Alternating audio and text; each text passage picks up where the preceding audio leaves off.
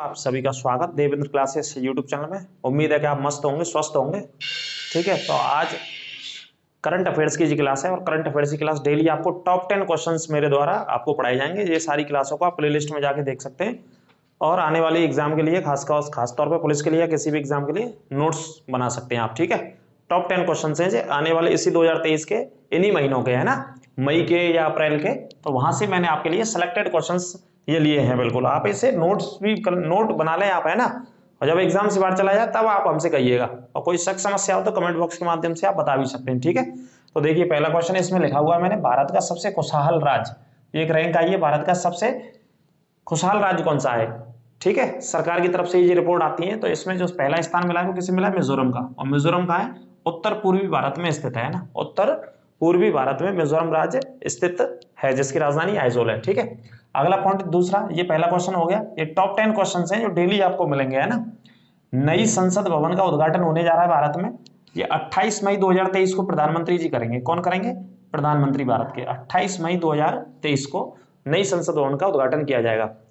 इस संसद भवन को टाटा प्रोजेक्ट के द्वारा बनाया गया है। एक कंपनी थी गुजरात की, टाटा प्रोजेक्ट्स के द्वारा बनाया गया है। सेंट्रल विस्टा के नाम से इसको नाम दिया गया इसका। इस प्रोजेक्ट का जो नाम था वो सेंट्रल विस्टा के नाम से दिया गया इस संसद का नाम।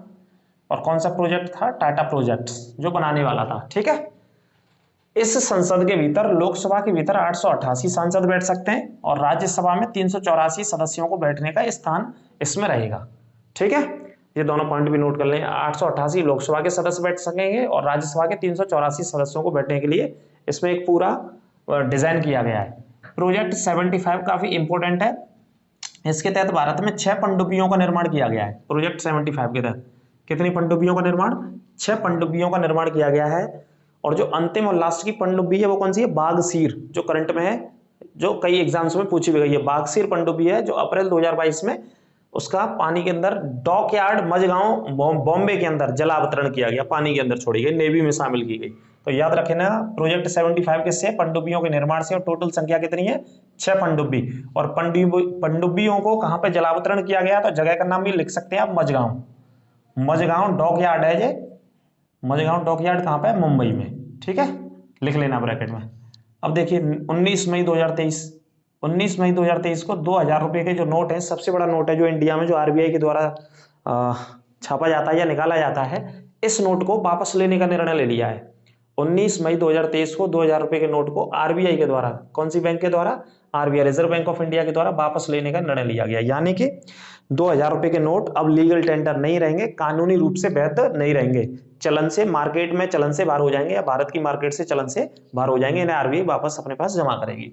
एक बड़े नोट को चलाने का एक बहुत बड़ा एक point of view according economy ये रहता है कि काला धन बढ़ता है। जितने भी बड़े लोग रहते हैं, जितने भी व्यवसाय या बिजनेसमैन या जो भी हैं, उनके पास बड़े नोटों में करेंसी रहती है। तो ये भी सरकार का एक बहुत बड़ा रीजंस रहता है समय समय पर नोटों को विड्रॉ करने का। ठीक है, भारत के इतिहास में देखें तो नोटबंदी कितनी बार हुई है, 3 बार नोटबंदी हुई है। मैं ये इस तरफ आपको बता देता हूँ, नोटबंदी भी आप याद रखना, 3 बार नोटबंदी हुई है। एक 1946 में सबसे पहले नोटबंदी, 1978 में दूसरी बार नोटबंदी और 2016 में।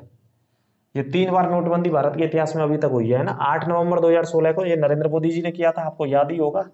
8 नवंबर 2016 में भैया जन्म हुए होगा तुम्हारे, तो बाखन तो उन्हें पता होगी कि लाइन में लगी जनता पूरे देश की, नोटन ने बदलाव आवेगा, है ना।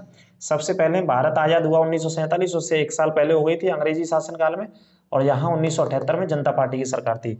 तो कुल मिला के 3 बार भारत में अभी तक नोटों को रोका गया, नोटों को बदला गया। ठीक है, तो ये तीनों बार इस तरफ है, नोट कर लेना। फ्रांस की राजधानी क्या है, पेरिस। फ्रांस की राजधानी पेरिस है। और कहाँ का देश है ये, यूरोप महाद्वीप का देश है। और फ्रांस को क्या बोलते हैं, किसानों का देश भी कहा जाता है फ्रांस की अगर बात करें तो। और नदी कौन सी बहती है, सीन नदी यहाँ पे बहती है। ठीक है, एफिल टावर है यहाँ पे, बहुत फेमस है। इसको देखने के लिए दुनिया भर के बहुत सारे लोग जाते हैं फ्रांस में, है ना।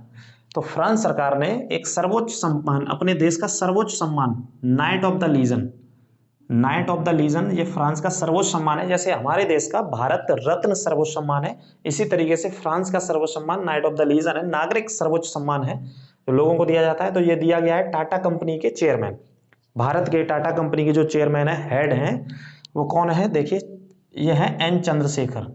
एन चंद्रशेखर को फ्रांस के द्वारा ये वाला सम्मान दिया गया है। ठीक है, और यूरोप महाद्वीप का देश है। इसे किसानों का देश भी कहा जाता है फ्रांस को, तो याद रखेंगे। आगे बात करते हैं एवरेस्ट पर। दुनिया की सबसे ऊंची चोटी है एवरेस्ट। एवरेस्ट क्या है? दुनिया की सबसे ऊंची चोटी है और कौन से हिमालय में स्थित है? बृहद हिमालय में स्थित है एवरेस्ट। ये पॉइंट भी नोट कर लेंगे। बृहद हिमालय में स्थित है और कौन से देश में स्थित है? नेपाल में स्थित है। और ऊंचाई की बात करें तो 8,848.86 मीटर इसकी हाइट है, जो कि चाइना ने और नेपाल ने लास्ट बार इसका सर्वे कराया था, दोनों देशों के वैज्ञानिकों ने, प्रातत्व विभाग के लोगों ने, तो 0.86 इसकी मीटर में हाइट बढ़ गई है ना। क्योंकि हमारे यहाँ रूल है प्लेट टेक्टोनिक थ्योरी के कारण हिमालय या जो भी दुनिया के पर्वत हैं उनमें कोई ना कोई विस्तार हो रहा है या ऊंचाई पर जा रहे हैं वो, ठीक है। तो बृहद हिमालय पर स्थित है, दुनिया की सबसे ऊंची चोटी है। तो 27वीं बार, इसे अंडरलाइन कर लेना, कितनी बार? 27वीं बार सफलतापूर्वक कामी रीता ने सफलतापूर्वक चढ़ाई करी है। और जो कामी रीता कहाँ के रहने वाले? नेपाल के, ठीक है। और नेपाल में एवरेस्ट को किस नाम से जाना जाता है? सागर माथा के नाम से, सागर माथा के नाम से जाना जाता है, ठीक है। और नेपाल की राजधानी क्या है? काठमांडू है। नेपाल की राजधानी काठमांडू है। और नेपाल की राजधानी काठमांडू में एक सम्मेलन की स्थापना हुई थी, इसे सार्क सम्मेलन के रूप में पढ़ते हैं 1985 में, ठीक है। उसे भी पढ़ लेना, दक्षेस बोलते हैं। अगले पॉइंट की बात करते हैं जल्लीकट्टू। जल्लीकट्टू सांडों का एक खेल है, सांडों का बहुत प्रसिद्ध एक खेल है जो कि तमिलनाडु में होता है। अभी हाल ही में सुप्रीम कोर्ट ने इसे वहां होने की अनुमति दी है। सुप्रीम कोर्ट ने क्या करी है कि जल्लीकट्टू खेल को आप खेल सकते हो। ये वहां की परंपराओं से जुड़ा हुआ खेल है, तमिलनाडु की परंपराओं से जुड़ा हुआ खेल है। और लगभग कितने साल पुराना खेल है? अगर जल्लीकट्टू की बात करें तो वहां बताते हैं 2000 वर्ष पुराना ये खेल चला आ रहा है जल्लीकट्टू। सांडों को रोकने का प्रयास करते हैं वहां के लोग, तो जल्लीकट्टू के नाम से ये बहुत फेमस है, ठीक है। तो सुप्रीम कोर्ट ने अभी हाल ही में अनुमति दी है, तो चर्चा में है। ये तमिलनाडु दक्षिण भारत का राज्य है। केरल, तमिलनाडु, कर्नाटक आपस में सीमा बनाते हैं और केरल और तमिलनाडु नीलगिरी की पहाड़ियों पर स्थित है। तमिलनाडु भारत का सबसे अंतिम राज्य भी है, मुख्य भूमि का। इस पॉइंट को भी आप याद रखिएगा, है ना। और एक त्योहार मैं आपको बता देता हूं, जल्लीकट्टू के साथ साथ एक त्योहार आपने पढ़ा होगा, पोंगल। पोंगल त्योहार है। पोंगल त्योहार के समय ही जल्लीकट्टू नामक जो खेल है उसका आयोजन होता है, ठीक है। पोंगल त्योहार भी लिख लेना, कहां पे? तमिलनाडु में। कानून मंत्री की बात कर लेते हैं। कानून मंत्री को क्या बोलते हैं? विधि मंत्री भी बोलते हैं। कानून मंत्री को विधि मंत्री अभी हाल ही में भारत सरकार के द्वारा या प्रधानमंत्री जी के द्वारा, प्रधानमंत्री की सलाह पर ही मंत्रियों की नियुक्ति होती है हमारे संविधान के तहत। तो नए भारत के कानून मंत्री या कानून मंत्री को विधि मंत्री बोल सकते हैं या लॉ मिनिस्टर भी बोल सकते हैं। तो कौन से नए मंत्री ने शपथ ली? अर्जुन राम मेघवाल। अर्जुन राम मेघवाल भारत के नए कानून मंत्री बने। इनसे पहले थे किरण रिजिजू, उनको हटा दिया गया सरकार के द्वारा, इनको अपॉइंट कर दिया गया। बीकानेर से सांसद हैं ये, राजस्थान के बीकानेर से अर्जुन राम मेघवाल जी कौन है? सांसद है ना। इससे पहले आईएएस ऑफिसर भी रह चुके हैं, आईएएस अधिकारी भी अर्जुन राम मेघवाल जी रह चुके हैं अपने जीवन में, है ना। और लगातार सांसद भी हैं, राजनीति भी है। तो नई भारत सरकार में कौन है? कानून मंत्री, लॉ मिनिस्टर अर्जुन राम मेघवाल को बनाया गया। अगले पॉइंट की बात कर लेते हैं। और आपसे प्रश्न आ जाए कि भारत के पहले विधि मंत्री बताइए, तो भारत के पहले विधि मंत्री, तो आप बताएंगे भारत के पहले विधि मंत्री की अगर बात करें तो बी आर अम्बेडकर। कौन बने थे? बी आर अम्बेडकर भारत में सबसे पहले विधि मंत्री थे, ठीक है। भारत सरकार में 1946 की अंतरिम सरकार में कानून मंत्री बनाया गया था। भारत की सबसे चौड़ी सुरंग, चौड़ाई की बात हो रही है, लंबाई की बात नहीं हो रही सुरंगों में। कई बार हम सुरंग पढ़ते हैं तो लंबाई में पढ़ते हैं, तो भारत की सबसे ज्यादा लंबी सुरंग बताइए, एशिया की सबसे लंबी सुरंग बताइए, है ना, या दुनिया की सबसे लंबी सुरंग बताइए। दुनिया की सबसे लंबी सुरंग जापान में पढ़ते हैं, स्विट्जरलैंड में भी एक बनाई गई है, जापान में दुनिया की सबसे लंबी सुरंग है। और भारत की सबसे लंबी सुरंग अटल टनल है, जो कि रोहतांग दर्रे को काट के बनाई गई है। 9.25 किलोमीटर इसकी लंबाई है, जो लेह से मनाली को जोड़ती है, या मनाली को लेह से जोड़ती है। रोहतांग दर्रा कहाँ पे? हिमाचल में स्थित है, जो हिमाचल प्रदेश से या भारत से चीन को कनेक्ट करता है। रोहतांग पास, यहाँ से ब्यास और रावी नदियों की उत्पत्ति भी होती है, ठीक है। ये पॉइंट भी आप नोट कर लेना जो मैंने कमेंटेटरी किया आपके लिए। तो भारत की सबसे चौड़ाई में है जी दिल्ली द्वारका एक्सप्रेस एक बनाया जा रहा है, दिल्ली में द्वारका, दिल्ली द्वारका एक्सप्रेस पे बनाई गई है। 3.6 किलोमीटर इसकी चौड़ाई है। 8 लेन इसमें बनाई गई है। कितने रोड बनाए गए? 8 रोड बनाए गए, 8 लेन बनाई गई है। इसकी चौड़ाई कितनी? 3.6 किलोमीटर, लगभग 4 किलोमीटर में ही पहुंच सकते हैं हम। 3.6 किलोमीटर की है ना। तो इंडिया की सबसे चौड़ी सुरंग है जी। और भारत की सबसे लंबी सुरंग अटल टनल है। और एशिया की सबसे लंबी सुरंग की बात करें तो उसमें निर्माण कार्य चल रहा है अभी, वो जोजिला दर्रा आपने पढ़ा होगा कश्मीर में, जोजिला दर्रे को काट करके जोजिला टनल के नाम से बनाई जा रही है, जिसकी लंबाई 14.5 किलोमीटर होगी, ठीक है। वो एशिया की सबसे लंबी सुरंग भी होगी जब बन के तैयार हो जाएगी। अभी उस पर भी बाद में भी चर्चा करेंगे।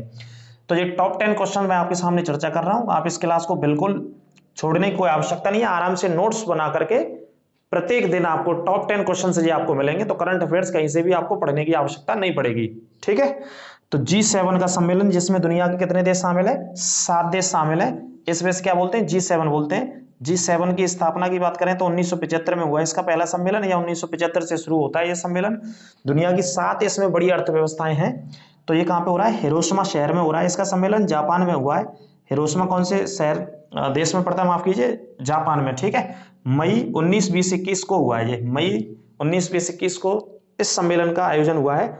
और चूंकि भारत इसका सदस्य नहीं है, India is not part of G7, लेकिन फिर भी भारत को, जापान के अभी प्रधानमंत्री भारत के दौरे पे आए थे पिछले महीने, तो उन्होंने भारत को यहाँ आने का निमंत्रण दिया, इस सम्मेलन में आने का निमंत्रण दिया। तो भारत के माननीय प्रधानमंत्री श्री नरेंद्र मोदी जी G7 के समिट में भाग लेने के लिए जापान के कौन से शहर पहुंचे हैं? हिरोशिमा शहर पहुंचे हुए हैं। ये अलग से नोट कर लेना आप, है ना, नोट करके लिख लेना। तो ये आपके कितने थे? टॉप 10 क्वेश्चंस थे। आपको कैसी लगी क्लास, कैसे क्वेश्चंस लगे? इस क्वेश्चंस को आप जरूर एक पूरी नोटबुक बना लेंगे आगामी आने वाली पुलिस की परीक्षाओं के लिए या कोई भी वनडे एग्जाम के लिए। तो वहां से आपको करंट अफेयर्स कहीं पे भी किसी भी तरीके से किसी भी मैगजीन से पढ़ने की आवश्यकता नहीं है। इन्हीं टॉप 10 क्वेश्चंस को आप लिखते जाइए और पढ़ते जाइए, इससे बाहर जाने की संभावना बिल्कुल नहीं है करंट अफेयर्स की यदि बात करें तो। ठीक है, और चैनल पे आपको निःशुल्क कोर्स पढ़ने के लिए प्लेलिस्ट बनी हुई है, वहां से आप पढ़ सकते हैं। ज्योग्राफी भी मैंने शुरू कर दी है, भारतीय भूगोल की क्लासें शुरू कर दी है, बिल्कुल जीरो से पढ़ा रहा हूँ, देख सकते हैं। 3 क्लास पढ़ा दी गई है, बाकी की आने वाले समय में सारी क्लासें आपको मिलेंगी। और हिस्ट्री की भी क्लास है, उत्तर प्रदेश स्पेशल की भी क्लासेस हैं, सारी क्लासेस हैं, वो प्लेलिस्ट में जाकर के आप चेक कर सकते हैं। यदि आप हमारे चैनल पर नए हैं तो चैनल को सब्सक्राइब अवश्य करें, शेयर अवश्य करें और बेल आइकन दबाना ना भूलें। ठीक है, और कोई शक समस्या हो तो कमेंट बॉक्स के माध्यम से अवश्य बताएं। तो स्वस्थ रहिए, मस्त रहिए, फिर मिलेंगे अगली क्लास में, तब तक के लिए नमस्कार।